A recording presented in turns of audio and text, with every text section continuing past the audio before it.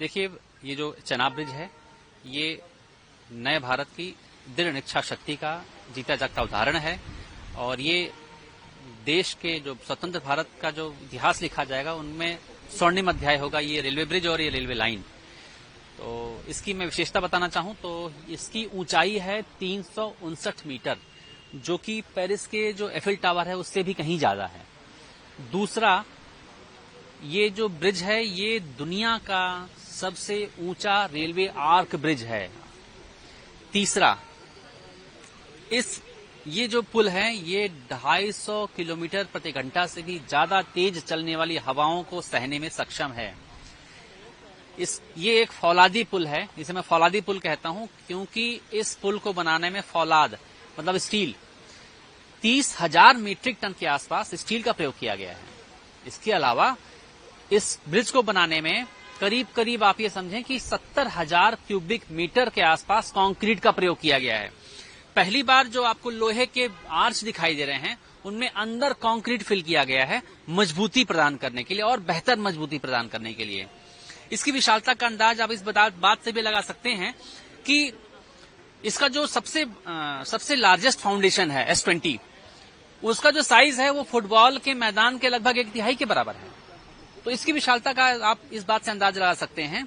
तो ये एक बहुत मैसिव स्ट्रक्चर है, इस पर पूरे देश को गर्व है, ये पूरे देश के लिए गर्व का विषय है और साथ ही साथ ये भी बताता है कि ये नया भारत है, ये जो सोचता है, ये जो ठानता है उससे कर दिखाता है। भारतीय रेल के कुशल इंजीनियर्स की दिन रात की मेहनत का परिणाम है ये चेनाब ब्रिज। सर, कितने टनल इसमें बनाए गए हैं और किस तरह की सिक्योरिटी उनमें प्रोवाइड जी देखिए, ये जो पूरा USBRL है, उधमपुर श्रीनगर बारामूला रेल लिंक, इसकी लंबाई लगभग 272 किलोमीटर है। इस 272 किलोमीटर में से 119 किलोमीटर सिर्फ टनल हैं, सिर्फ सुरंगें हैं। 36 लगभग सुरंगें हैं जिनकी लंबाई लगभग 119-120 के आसपास है, किलोमीटर के आसपास है। दूसरी बात, ब्रिजेस की बात करें तो इस पूरे प्रोजेक्ट में लगभग 1000 ब्रिज हैं। ये बहुत बड़ा नंबर है। एक ब्रिज बनाने में कई साल लग जाते हैं। यहाँ रेलवे के कुशल इंजीनियर्स ने, भारतीय रेलवे के कुशल इंजीनियर्स ने लगभग 1000 ब्रिज बनाए। इसके अलावा चैलेंजेस की बात करें तो ये जो लाइन जहां से पास होती है वो एक फॉल्ट जोन है, बीच में लाइन के फॉल्ट जोन पड़ता है जहां दो अलग अलग जियोलॉजिकल जो जिसे कहते हैं कि जोन्स मिलती हैं। तो ये भूकंपी दृष्टि से बहुत ही सेंसिटिव होता है, पहाड़ बहुत अनस्टेबल होते हैं। तो सीस्मिक एक्टिविटी का ध्यान में रखते हुए 1 गियर नॉचअप करके एक स्तर ऊपर जाकर इस सारे स्ट्रक्चर का, सारी रेलवे लाइन का निर्माण किया गया है। सिक्योरिटी चैलेंजेस हैं यहाँ पे, कई सारी टनल्स हैं, उनकी सिक्योरिटी की इशू है। तो टनल्स के भी और ट्रैक के भी, ब्रिजेस के भी चप्पे चप्पे की निगरानी CCTV के माध्यम से लाइव मॉनिटरिंग की जाएगी। प्रत्येक स्टेशन पर आपको कंट्रोल रूम देखने को मिलेंगे जो उनसे लगी हुई सारी सुरंगों को कवर करेंगे और सुरक्षा और संरक्षा का पूरी तरह ध्यान रखा जाएगा। तो कुछ स्पेशल रेलवे ट्रैक्स इस पे बिठाए गए हैं क्योंकि इतना बड़ा रेलवे ब्रिज है और इतनी हाइट्स पे है, तो कुछ स्पेशल रेलवे ट्रैक्स इस पे लगाए गए हैं। हाँ, ऐसा है कि 2 चीजें स्पेशल हैं, बहुत ही स्पेशल हैं। वैसे तो इस प्रोजेक्ट की हर चीज स्पेशल है, लेकिन 2 चीजें स्पेशल मैं बताना चाहूंगा। पहला तो काफी लंबे स्ट्रेच में बैलास्ट लेस ट्रैक को बनाया गया है। जनरली ट्रैक में गिट्टी होती है, बैलास्ट होता है, लेकिन आप देखेंगे कि इस सेक्शन के बहुत लंबे स्ट्रेच पे बिना बैलास्ट का बैलास्टलेस ट्रैक बनाया गया है ताकि मेंटेनेंस रिक्वायरमेंट कम रहे, मजबूती ज्यादा रहे और पानी आने पे, जिसे कहते हैं कंक्रीट पानी से ज्यादा रेजिस्टेंस रखता है, पानी निकल जाता है कंक्रीट से। तो इस तरह की कोई परेशानी आने पर भी ये ट्रैक बेहतरी से काम करता है क्योंकि चैलेंजिंग जगह पर है। तो इसका बहुत बड़ा पोर्शन बैलास्टलेस ट्रैक है। इसके अलावा जो इसमें ओवरहेड इक्विपमेंट लगे हैं, जिससे जो रेलवे का इंजन होता है, इलेक्ट्रिक इंजन होता है, जिससे लेता है, पावर लेता है, उसे ऊपर वाले इक्विपमेंट को कहते हैं ओवरहेड इक्विपमेंट, OHE। तो इसमें नए प्रकार की OHE लगाई गई है। तार की जगह इसमें आप देखेंगे कि स्टैंडर्ड है और वो मेटल का सॉलिड स्ट्रक्चर है जिससे पावर ड्रॉ होगी, एनर्जी ड्रॉ होगी। सर, कितना डिफिकल्ट था इंजीनियर्स के लिए इस तरह का स्ट्रक्चर यहाँ पे खड़ा करना, क्योंकि वेदर का अप डाउन बहुत है, गर्मियाँ सर्दियाँ हवाएं हैं, तो कितना चैलेंजिंग था इस इंजीनियरिंग को, इस प्रोजेक्ट को कंप्लीट करना? कि ये मैं अब डिफिकल्टी के बारे में ये बताऊंगा कि ये एक असंभव कार्य था, असंभव कार्य था जो संभव करके दिखाया गया है, क्योंकि इस सेक्शन को बनाने में कोई भी चीज हमारे फेवर में नहीं थी। चाहे मौसम की बात करें, चाहे जियोलॉजी की बात करें।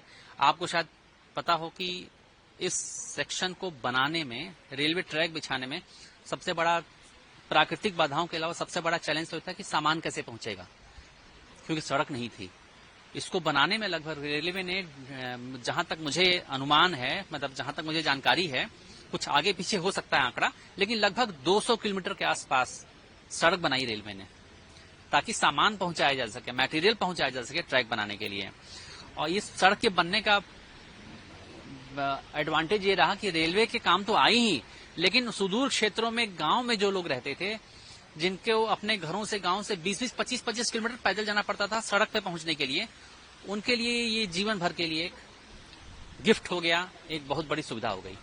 जैसे कि कहा जाता है कि मोदी जी 19 तारीख को इसकी इनॉग्रेशन करेंगे, कहाँ तक प्रिपरेशन पहुंची है और कब तक लोगों के लिए ये अवेलेबल है? देखिए, अभी इस बारे में आधिकारिक रूप से कोई जानकारी उत्तर रेलवे में नहीं प्राप्त हुई है, लेकिन हाँ, हम लोग अपनी तैयारी कर रहे हैं कि जब भी हमको सूचना मिले, हम शॉर्ट नोटिस पर भी ये उद्घाटन का कार्यक्रम अच्छे तरीके से करा सकें, सेफ्टी के साथ में अच्छे तरीके से। टूरिज्म की बात करें तो किस तरह से ये रेलवे जो है बूस्ट करेगा टूरिज्म को जम्मू कश्मीर में?